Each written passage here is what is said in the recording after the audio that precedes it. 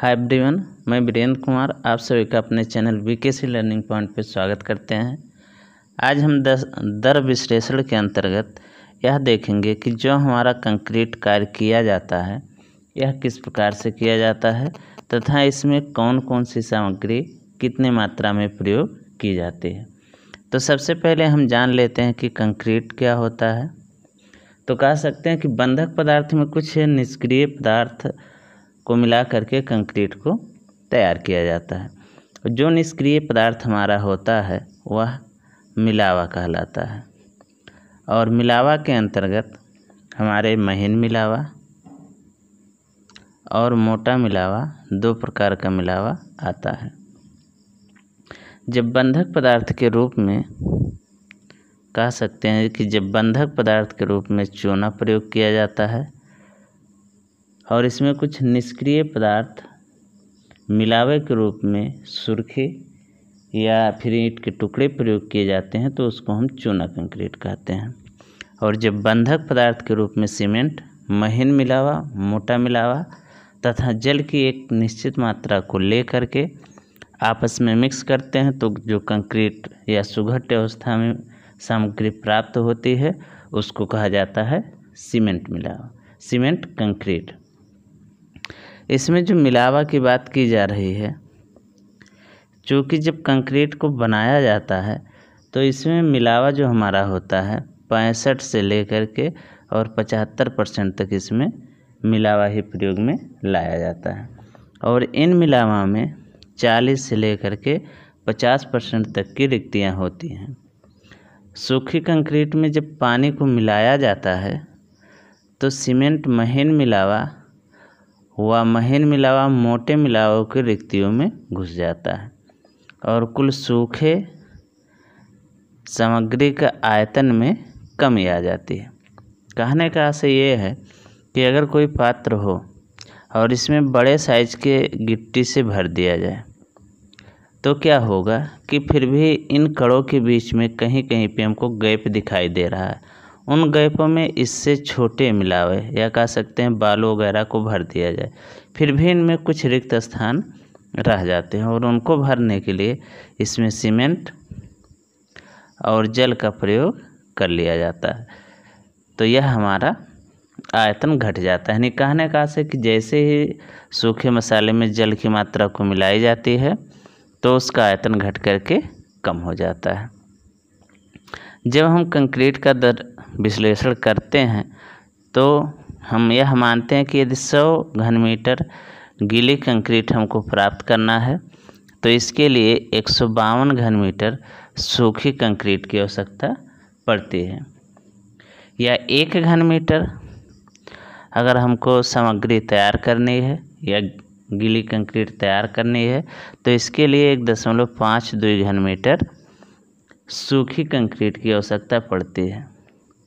इसमें जो कुछ विश्लेषक होते हैं, विश्लेषक या कह सकते हैं विश्लेषण करने वाले, तो यहाँ पे यह 152 ना मान करके यह माना जाता है कि 150 घन मीटर से लेकर के और 157 घन मीटर तक की मात्रा को लिया जा सकता है। यानी यहाँ पे जो 1.251 घन मीटर के लिए सामग्री माना जा रहा है कि जैसे यहीं से देखा जाए कि यदि हम 150 से लेकर के 157 घन मीटर जब सूखा मसाला प्रयोग करते हैं तो उससे हमारा 100 घन मीटर गीला मसाला तैयार होगा।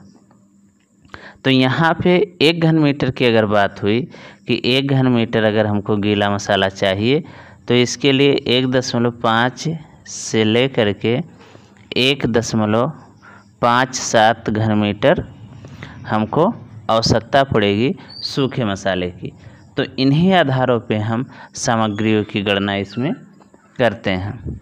लेकिन जो सामग्री की गणना इसमें की जाती है, सामग्री की मात्रा ज्ञात करने के लिए 1.52 घन मीटर यह हमारा होगा एक गुणांक कह सकते हैं जिसका प्रयोग हम किसी भी कंक्रीट में उपस्थित सामग्रियों की मात्रा का निर्धारण करने के लिए प्रयोग करेंगे। जब हमारा चूना कंक्रीट हो या सीमेंट कंक्रीट हो, तो दोनों के लिए जो हम गुणांक प्रयोग में लाएंगे वह हमारा 1 घन मीटर के लिए, यानी 1 घन मीटर हमको यदि गीली मसाले की आवश्यकता है तो 1.52 घन मीटर सूखा मसाला का प्रयोग करेंगे। अब इसमें सामग्री की मात्रा की गणना करने के लिए जो फार्मूला तैयार किया गया, सूत्र तैयार किया गया, वह हमारा है सामग्री की मात्रा बराबर 1.52 गुणे सामग्री का अनुपात बटे अनुपातों का योग, यानी 1.52 गुणे सामग्री का आयतन बटे अनुपातों का योग, यह हमारा फार्मूला होगा। यहाँ पे 1 घन मीटर के लिए यह 1 मीटर क्यूब के लिए यह निर्धारित किया गया है। अगर यहाँ पे 2 घन मीटर सामग्री को लेना होगा तो यहाँ ऊपर के तरफ हम 2 से गुणा करके फिर बटे अनुपातों का योग लिखेंगे। छोटी सी बात यहाँ पे और देख लेते हैं कि जो हमारा 1 घन मीटर या 1 क्यूबिक मीटर सीमेंट होता है वह हमारा 30 बैग के बराबर होता है, और 1 बैग जो हमारा सीमेंट होता है वह हमारा 50 केजी के बराबर होता है। यहाँ पे कह सकते हैं कि 1 क्यूबिक में 30 बैग या फिर 30 गुणे 50 केजी सीमेंट हमारा 1 घन मीटर में आता है। 1 बैग 50 केजी है, और इसके यदि 1 बोरी या 50 केजी सीमेंट के आयतन की बात किया जाए तो वह हमारा 0.0347 मीटर क्यूब होगा, यानी 1 बोरी सीमेंट का जो यहाँ पे आयतन दिया गया है वह 0.0347 मीटर क्यूब को गणना में लिया जाता है। और यहाँ पे जो अनुपात दिया गया है, जब किसी ग्रेड की कंक्रीट को बनाई जाती है तो उस ग्रेड में सामग्री किस अनुपात में लिए जाएंगे इसका निर्धारण होता है। हम आगे थोड़ा सा और देख लेते हैं। यहाँ पे जैसे कहा गया है कि 10 घन मीटर कंक्रीट के लिए सामग्री की गणना करें, यानी 10 घन मीटर कंक्रीट है उसमें सामग्री की गणना करना है, और जो कंक्रीट बनाया गया है वह हमारा M5 ग्रेड का कंक्रीट है। तो जो हमारा M25 ग्रेड का कंक्रीट होता है इसके लिए जो अनुपात रखते हैं 1:1:2, M20 के लिए जो रखा जाता है 1:1.5:3, M15 के लिए जो रखा जाता है यह हमारा होता है 1:2:4। M10 की अगर बात किया जाए तो M10 जो कंक्रीट का ग्रेड है इसके लिए जो अनुपात रखते हैं 1:3:6 का रखते हैं, और M7.5 के लिए जो इसका अनुपात रखा जाता है वह हमारा होता है 1:4:8। और M5 के लिए यहाँ पे कहा गया है कि M5 ग्रेड का कंक्रीट होगा, तो M5 ग्रेड का जो अनुपात रखते हैं वह 1:6 और 12 का रखा जाता है, यानी इस अनुपात में सामग्री को लिया जाएगा, जिसमें 1 भाग हमारा सीमेंट होगा तो 6 भाग हमारा होगा महीन मिलावा और 12 भाग होगा मोटा मिलावा। अब यहाँ पे जो सामग्री का अनुपात दिया है, यहाँ कौन सी सामग्री निकालना है उसका नाम लिखेंगे और उसका अनुपात लिखेंगे, और अनुपातों के योग जो दिया गया है इन सभी को आपस में जोड़ लेंगे, यानी 12, 6, 18, 1, 19 हमारा यहाँ पे होगा। यानी जो भी सामग्री दी गई होंगी इन सामग्री के अनुपातों को आपस में जोड़ करके निकाला जाएगा। अब यहाँ पे हम क्या करते हैं कि जो सामग्री प्रयोग की जा रही है हम सीमेंट की मात्रा का निर्धारण करते हैं कि जो सीमेंट है वह सीमेंट कितना प्रयोग किया गया है। तो इसके लिए गुणांक 1.52 गुणे इसका जो मात्रा है या आयतन है 10 घन मीटर, 1 घन मीटर होगा तो इतना ही लिखा जाएगा। यदि उससे अधिक है तो यहाँ कितना आयतन है इसको लिखेंगे और गुणे सामग्री का अनुपात, इसका जो अनुपात है 1:6:12 का है, तो यहाँ पे 1 लिखेंगे क्योंकि हम सीमेंट की मात्रा का निर्धारण करते हैं और पूरे के बटे हम कर देंगे इन सब का योग यानी 19। तो यहाँ से हमारी सामग्री की मात्रा निकलेगी जो लगभग 0.80 मीटर क्यूब आएगा। यानी जो सीमेंट की मात्रा हमारा 0.80 आ रहा है मीटर क्यूब, अगर इसे हमको बोरे में बदलना है तो इसमें 24 से गुणा कर देते हैं और 24 से नहीं 30 से गुणा करते हैं, क्योंकि 1 घन मीटर जो 1 मीटर क्यूब सीमेंट होता है उसमें 30 बोरियां आती हैं। इसलिए जब हमारा 0.80 घन मीटर है तो इसमें हम 30 का गुणा करेंगे तो यह हमारा 24 बोरी के लगभग आ जाएगा, या जो भी बोरी आएगा उतना हम यहाँ पे रख लेंगे। इसके बाद हम बालू की मात्रा निकालते हैं। तो जो सीमेंट का अनुपात यहाँ पे 1 था तो बालू का 6 था और गिट्टी का 12 था।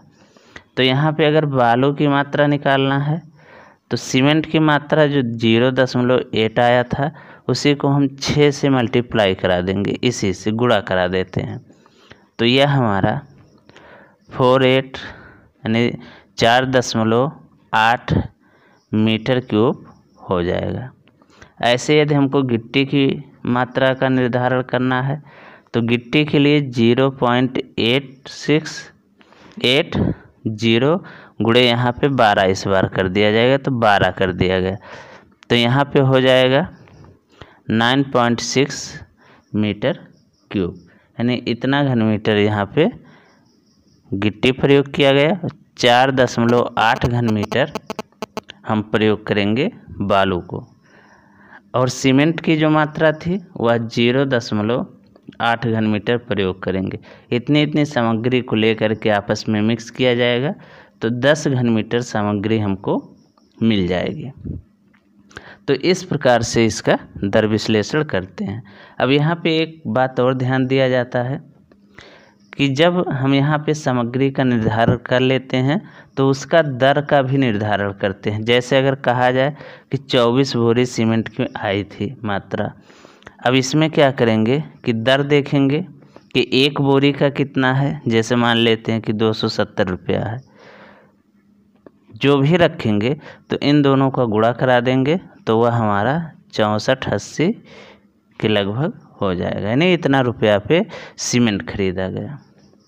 फिर ऐसे दूसरे में बालू की बात आएगी तो बालू हमारा आया था 4.8, गुणे हम करा देंगे 300 या जो भी दर होगा उससे गुणा करा करके, और यहाँ हम इसको कैलकुलेट कर लेंगे कि कितना रुपया होगा, तो यह 1440 रुपये के लगभग हो जाएगा। इसके बाद हम क्या करेंगे कि गिट्टी की मात्रा को भी ज्ञात कर लेंगे और सामग्री पे ये दोनों प्लस जो गिट्टी पे आएंगे सबकी दर को जोड़ लेंगे।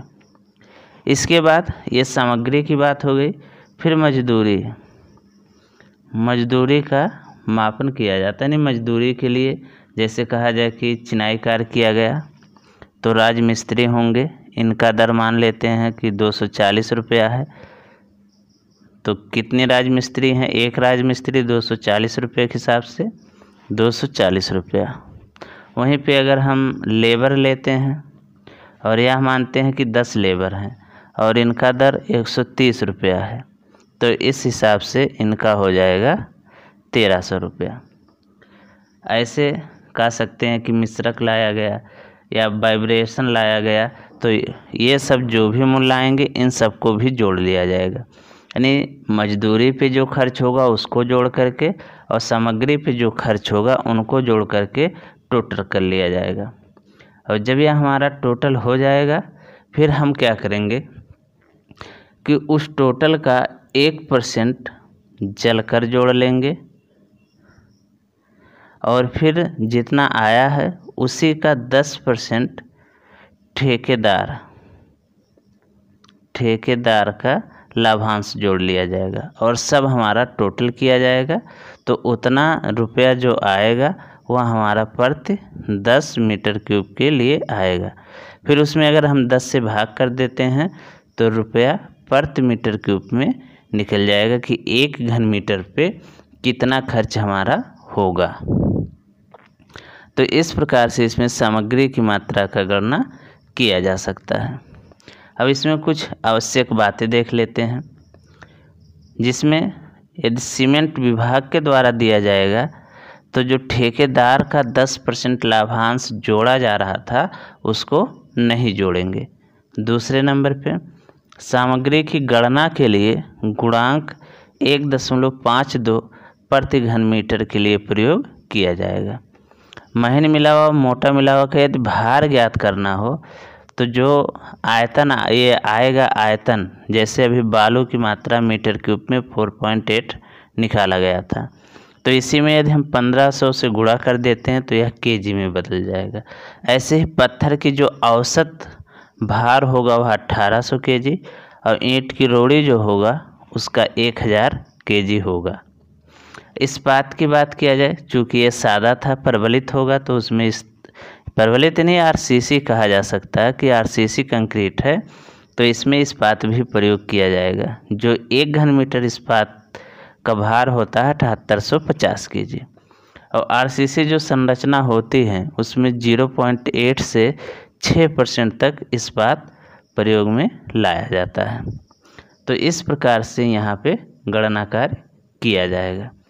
अगर यह वीडियो आप सबको अच्छा लगेगा तो इसको लाइक करें, शेयर करें तथा हमारे चैनल को सब्सक्राइब करें। यह वीडियो देखने के लिए आप सभी का धन्यवाद।